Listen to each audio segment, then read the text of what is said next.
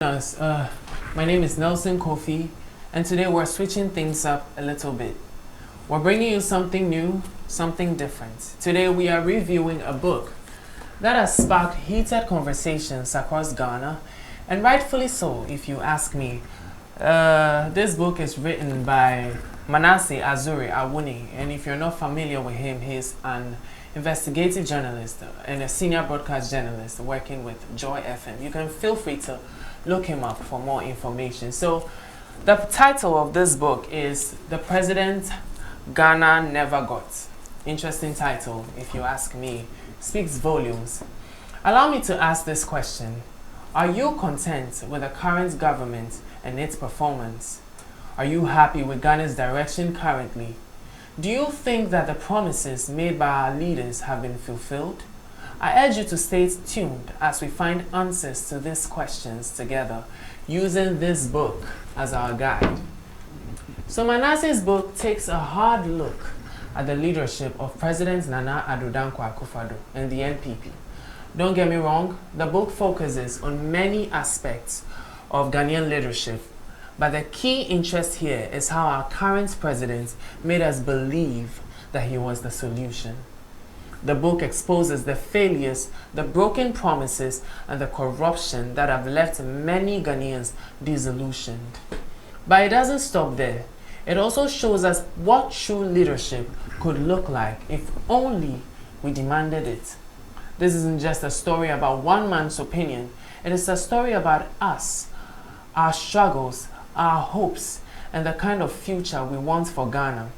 Therefore, I indulge you to make this analysis with me. What went wrong under His Excellency Nana Addo Dankwa Akufo-Addo's government? What lessons can we learn? And most importantly, how can we ensure Ghana doesn't continue down this path? Let's break it all down. Why is this book so important? It is important because it compels us to confront uncomfortable truths about our leadership and governance. Think back to 2016. President Nana Addo's campaign was filled with hope and bold promises. Ghana beyond aid. It was a vision of self-reliance. A Ghana that could stand on its own 2 feet. People believed in it. And why wouldn't they? After years of struggling with corruption and inefficiency, Ghanaians were desperate for change. Fast forward to today, what do we see? Corruption scandals, a struggling economy, and a government that seems to care more about itself than serving the needs of the people. Manasseh's book cuts straight to the heart of these issues.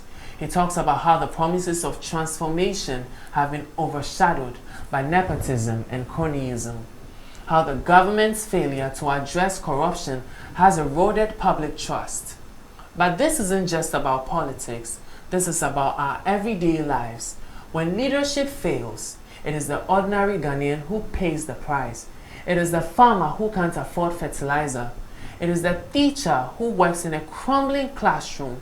It is the nurse who struggles to care for patients in an underfunded hospital. This is why this book matters. It reminds us that leadership isn't just about being in power or holding office. It is about making life better for the people you serve. Let's take a walk down memory lane. When President Nana Addo Dankwa Akufo-Addo took office in January 2017, there was an overwhelming sense of optimism.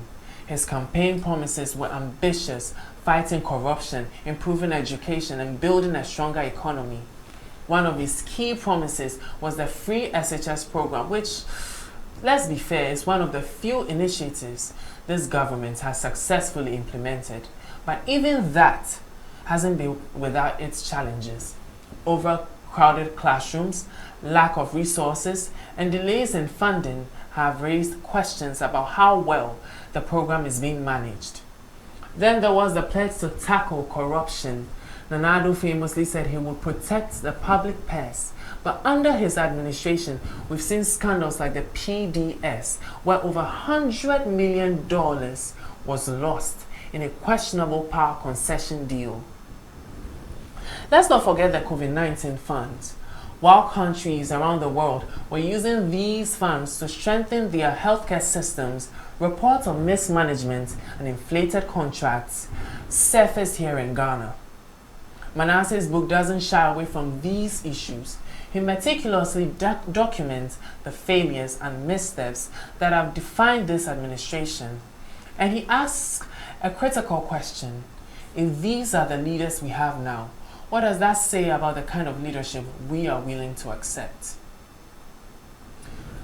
Now let's compare Nana Addo's government to previous administrations.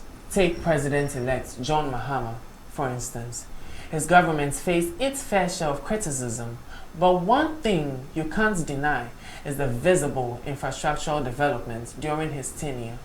Roads, hospitals, and schools were being built across the country. Even ex-President Jerry John Rawlings, rest his soul, with his controversial leadership style, left a legacy of discipline and accountability.